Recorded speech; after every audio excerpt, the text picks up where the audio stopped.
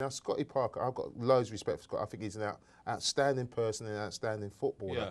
But I don't think he's the future of England in terms of going and trying to win things. Well, who is then? Who is? Well, I think you give it to a player who's going to go and really influence the game. I think Steven Gerrard has got to be captain of that team because I didn't see anybody else who could lead and be inspirational. Yeah. He's inspirational in a way, Scotty, but he's not going to control the ball. He's not going to control the game like you need to do at international level. No, but what about the actual role he was asked to play as a footballer last night? Didn't he, on 3 occasions, I think, the first 25 minutes, he blocked what could have been devastating shots on goal? I mean, we all saw it. You know, whash, he was in there. Brilliant, great blocks, but we've got to be more offensive. We've got to control. That's what I'm saying. But defensively, yeah, great. But with the ball, he'll give it simple. You need somebody who's going to go and inspire sides. And I just feel that it was almost a backward step for England in making him captain. I wanted a really creative. Well, hang on, Dom, you spent most of your time with the Manchester teams. Joe Hart, how old is he now? 23? Yeah. 23, right.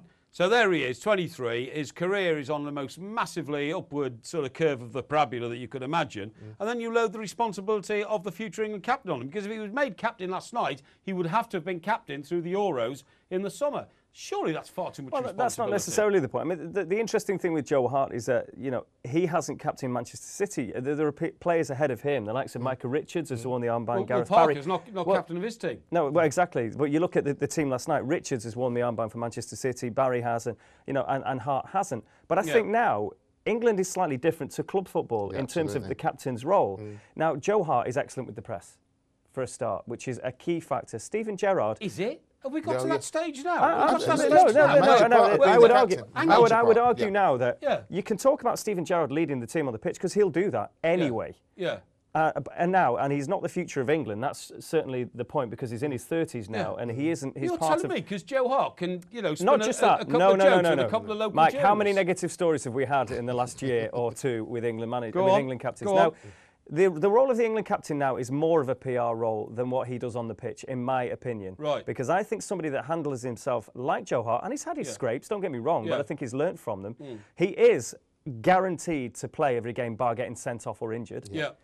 So therefore, you know he's playing. You know he's the England captain. You know where you are with him. He speaks extremely well. He's obviously an excellent keeper. I mean, it's not harmed Spain very much, has it? All I would say is, when a goalkeeper is captain, goalkeepers always make blunders. By definition, they make blunders. So in any game, when you make a blunder and you are supposed to be the figurehead and leader of the team, your players will drop their eyes and try to make out that, oh, that's our captain, he made a blunder. And people seem to forget how many blunders Peter Schmeichel made, but it didn't do them. It still worked. Schmeichel wasn't the captain of the team. He was on occasion. Well, very occasionally. But goalkeepers are in the spotlight, unlike any other player on the field. Let's get up to the Skype wall, please. We ask you to join us here on Sports Night Live by dialing in on that address, Sports Night Live. Up on the Skype wall now is Matt, who is an England fan and an Aston Villa fan. So he has a cross to bear in one direction, but perhaps not the other. Matt, thanks very much indeed for joining us, mate. You give me your verdict on England's performance last night.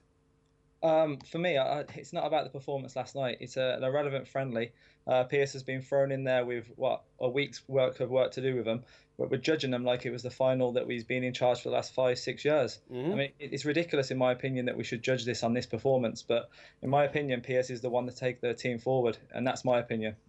And so what would you say about his future then as a manager at international level, whether it be under 21 or anywhere else? In my opinion, I mean, everyone wants to get in Mourinho and Guardiola, and we haven't got a team that's going to win things. So why bring in? Who wants Mourinho as England captain, as England manager? What's that, sorry? Who would want Mourinho as England manager? Everyone's talking about Mourinho. Everyone's talking about Guardiola. For me, not in this studio, we're not. Not in this studio, honestly.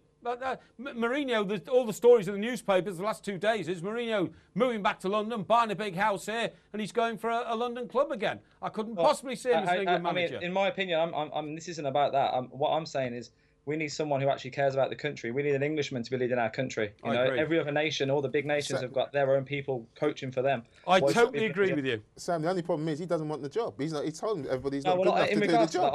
I just think he's been very humble about it. I mean, let's be honest. The media he's got plenty to be humble about. If Pearce comes out and says, I want the job, it's not going to look good for Pearce because, in a way, everyone else is saying we want Redknapp. But I listened to Pearce last week, and the things he was saying, you know, he's making sense about the future of the team. Stay ahead of the game with Sports Tonight Live. Don't miss a thing. Subscribe to our YouTube channel. Search for Sports Night Live on Facebook and like our fan page. Follow Sports Tonight TV on Twitter and tweet us your thoughts and opinions. Sports Tonight Live, it's the platform for the fans.